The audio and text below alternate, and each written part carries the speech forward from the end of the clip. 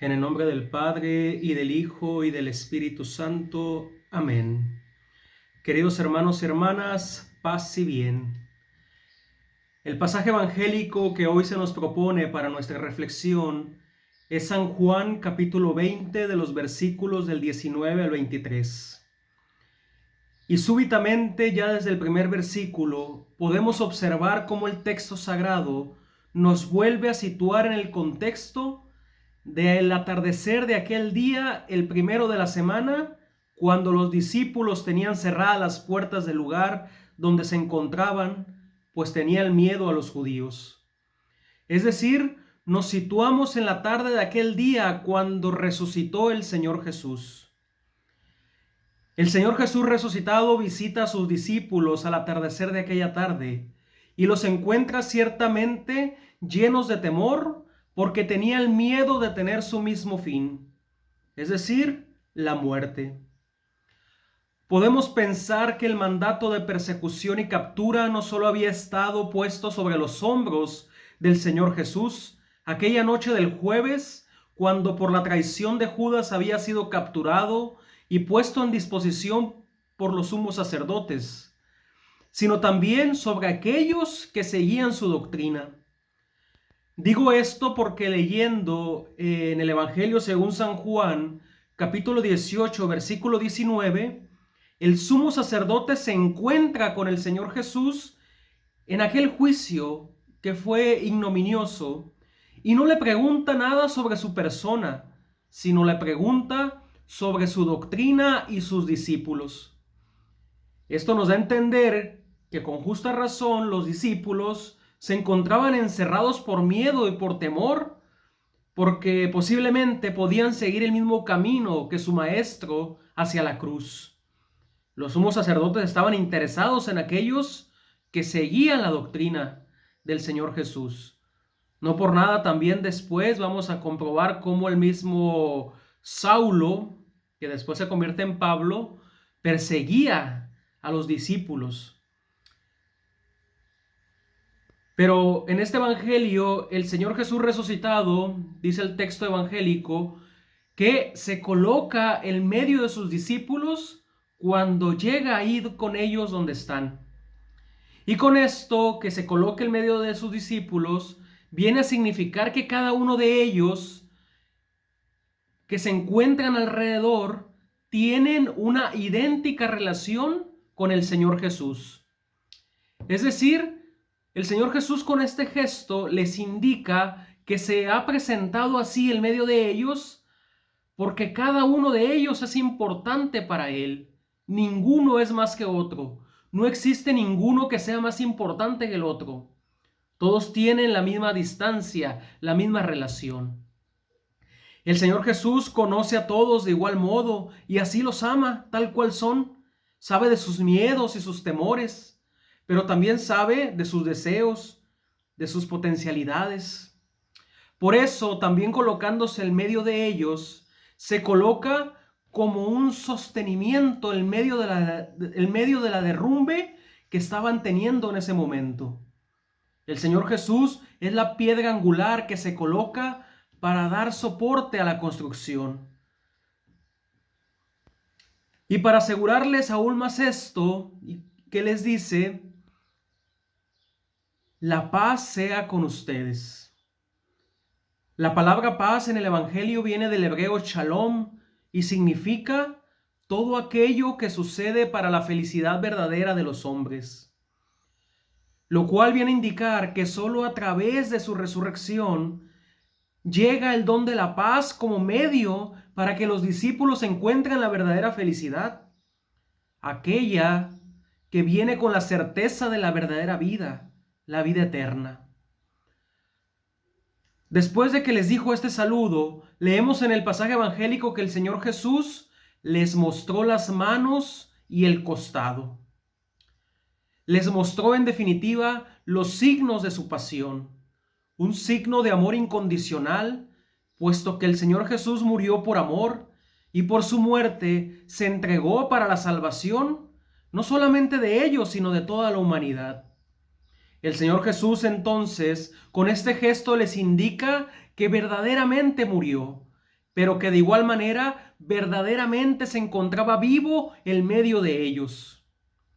Era como decirles: no tengan miedo, la muerte no me ha vencido, tampoco les vencerá a ustedes. Si es a la muerte lo que le tiene el miedo, vean que yo he resucitado y ustedes también lo harán. El texto sagrado de hoy vuelve a mostrarnos que el Señor Jesús les insiste de nuevo con el saludo de la paz. La paz sea con ustedes. Pero este segundo saludo tiene un significado diferente. Si en su primer saludo de paz buscaba liberar a los discípulos del temor, asegurándoles su victoria sobre la muerte y el mundo, ahora esta misma seguridad y certeza tendrá que ser la fuerza interior y la valentía que han de tener los discípulos para ir a cumplir con su misión. Es decir, el Señor Jesús los envía a la misión tal como el Padre lo había enviado a él. Pero los discípulos no pueden ir a anunciar la buena noticia de la salvación con ese miedo en su interior, ni con ese temor a la muerte, y mucho menos sin la certeza de la resurrección del Señor Jesús. Es por eso del saludo de la paz que viene a dar precisamente esta convicción. El don de la paz que procede del Espíritu del resucitado será quien les conceda convicción al momento de anunciar que el Señor Jesús vive, que ha resucitado. Y ciertamente la garantía para la misión será siempre el Espíritu Santo y los dones que depositen ellos. Pero el don de la paz será fundamental, ya que indica, repito, esa certeza interior de que no hay que temer a nada ni a nadie, mucho menos a la muerte. Curiosamente, según la tradición de la Iglesia, cada uno de los apóstoles, a excepción de San Juan, morirán martirizados, derramando su sangre por amor al Cordero sin mancha.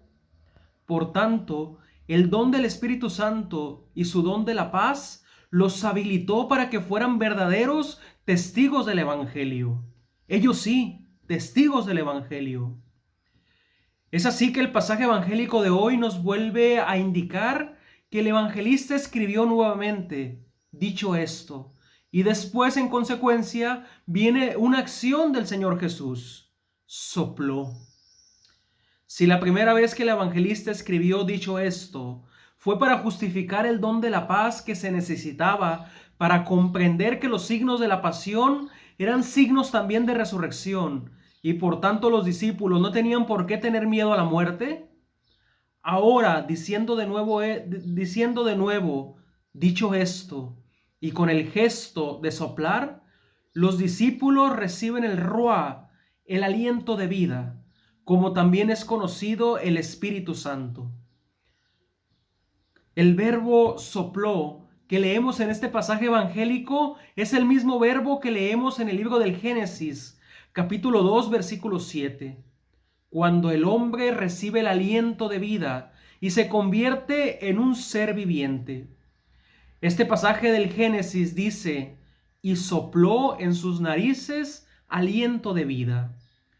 Pensemos entonces que el Espíritu Santo se adentró en la vida de los discípulos de una forma única, para que verdaderamente en ellos hubiera vida, y de esa manera tuvieran experiencia de ese don total, sin medida, en plenitud, que es el Espíritu Santo, el Espíritu del Señor. Y lo reciben precisamente el día de la resurrección del Señor Jesús, porque es el momento de la vida nueva del Padre, de esa vida nueva que dona el Padre. Y el Señor Jesús ha querido comunicar a sus discípulos esta vida nueva que no es otra que la vida nueva que viene necesariamente por su resurrección. De allí que el mandato de perdonar los pecados y de recibir este perdón será un elemento esencial de quienes quieran tener una vida nueva en Jesús el Señor. En ese sentido, mis hermanos y mis hermanas, quiero citar a Monseñor Pier Battista Pizzaballa, administrador apostólico de Jerusalén, de la diócesis de Jerusalén, que dice: la vida que recibe el hombre es la vida misma de Dios, la vida del resucitado, capaz de vencer la muerte y el pecado. Es una vida nueva, reconciliada con Dios en la muerte de Cristo, una vida perdonada y por lo tanto capaz de perdonar. El contenido de la misión no puede ser otro que el de la misericordia ilimitada que Dios ha revelado en la cruz para todos, porque la única forma de vencer el mal es el perdón. Es esta, mis hermanos y mis hermanas, la vida nueva que recibimos cuando el Espíritu del Señor viene a nosotros. Hoy estamos celebrando Pentecostés y este pasaje evangélico nos habla precisamente también de que el Espíritu Santo llegó a los discípulos y que también a nosotros llega siempre porque el Señor sigue soplando en nuestros corazones. Ciertamente, el pasaje donde más concretamente se ve la venida del Espíritu Santo es en Hechos de los Apóstoles, capítulo 2, pero también en este pasaje evangélico de San Juan nos muestra esta realidad del Espíritu Santo que llega a su iglesia, que llega a sus discípulos y que realiza esta conversión y esta nueva vida en cada uno de ellos. El Espíritu Santo entonces viene a hacer nuevas todas las cosas y sin duda quiere hacer de cada uno de nosotros también hombres nuevos, mujeres nuevas. El Salmo 103 lo va a expresar de la siguiente manera. Él, Dios, perdona todas tus culpas y cura todas tus dolencias. Rescata tu vida del sepulcro, te corona de amor y de ternura.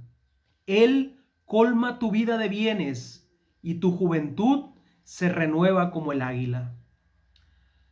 Por tanto, y solo para concluir, mis hermanos y mis hermanas, hoy que celebramos Pentecostés, hagamos nuestro este salmo y pidámosle al Espíritu Santo que también viva en nosotros, que siga siendo el dulce huésped de nuestra alma y que obre en nosotros para que perdone nuestras culpas, nos cure de toda dolencia, nos rescate del sepulcro y nos corone con su amor y su ternura.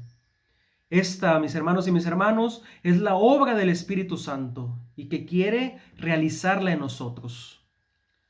Que sea Él, el Espíritu del Señor, el Espíritu Santo, quien nos renueve y que cada día nos ayude para dar testimonio de que Cristo vive, que ha resucitado.